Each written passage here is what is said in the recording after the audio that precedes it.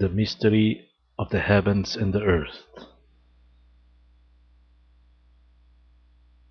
Now God's soul was and is well pleased in his own image. And behold, God conceived a grand plan through him.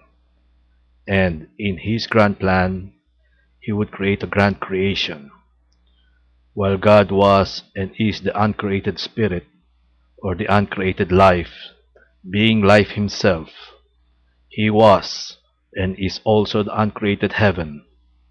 But God, in his grand plan, decided to create the created spirits, or the created lives, or the created heavens, and for this, he would also create the non-life things, the earth.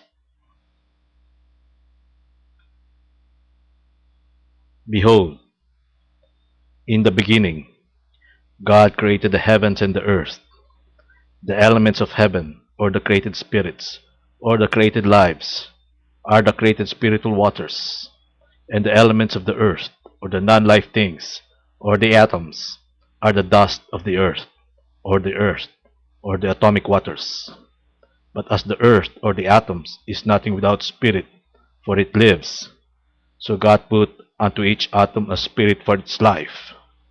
And the atom was no longer a non-life thing, for now it is alive and it is power, and this is the first heaven and first earth.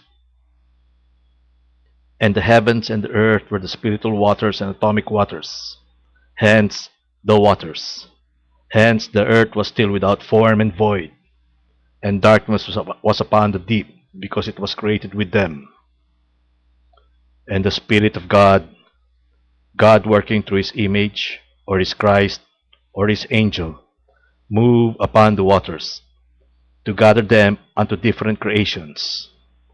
Because God created the elements of the heavens, or the created spirits, or the created lives, or the created powers, totally obedient to his will.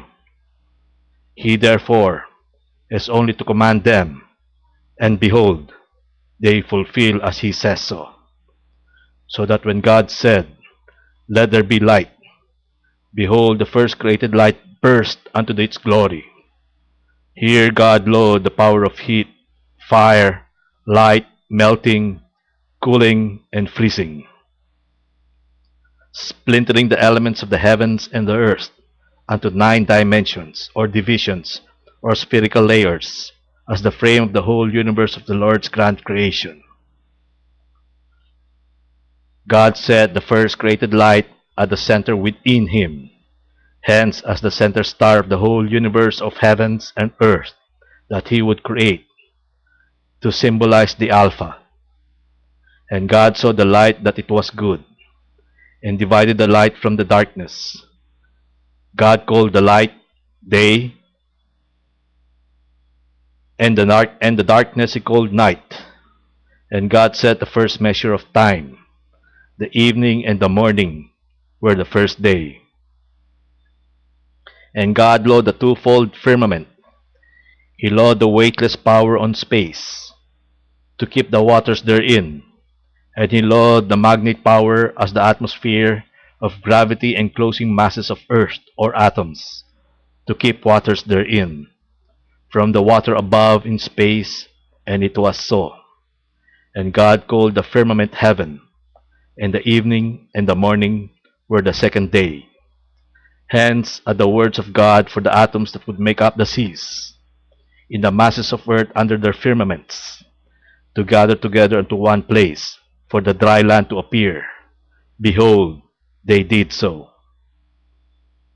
And the dry land appeared, and God called it earth. And the gathering together of the waters, or atoms that made up the sea, he called seas. And God saw that it was good. And this was the creation of the planets in the 9 spherical layers of the universe. And God proceeded with his creation to make or create the grass or plants or herbs, trees, and fruit trees. Simply, the atoms that would make up their seeds fulfilled accordingly, as God said the words. Thus the earth brought forth the grass, herbs, trees, and fruit trees, according to their kinds and seeds. And God saw that it was good. and the evening and the morning were the third day. And God proceeded to create the rest of the lights of the universe, the stars, to divide the day from the night, and for signs, for seasons, for years, for months, and for days, and to give light upon the earth.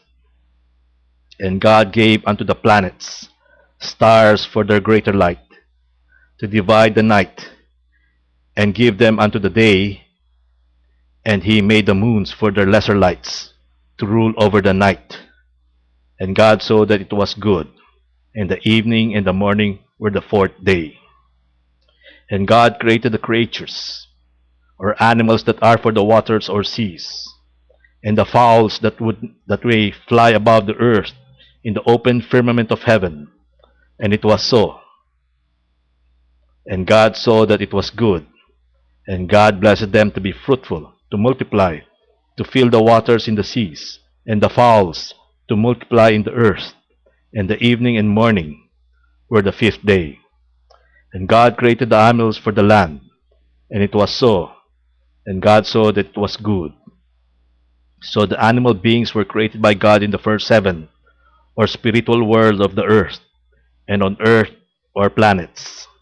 Celestial animals being were they created by God. All the rest of the powers, laws, formulas to govern the movements and functions of the heavens and earth, of the whole universe of the Lord's grand creation, were created by him accordingly, as he created everything one after another. The nine spiritual layers, which frame the whole universe, were and are now nine spiritual galactic layers. And God gave unto each layer its name: Seraphim, Cherubim, Thrones, Domination Bios, Potestativus, Virtutibus, Principatibus, Archangelis, Angelis, respectively. But behold, for the Lord in his grand plan would create his own masterpiece, for his glory, the created gods, or man, whom he would create after his own image and likeness.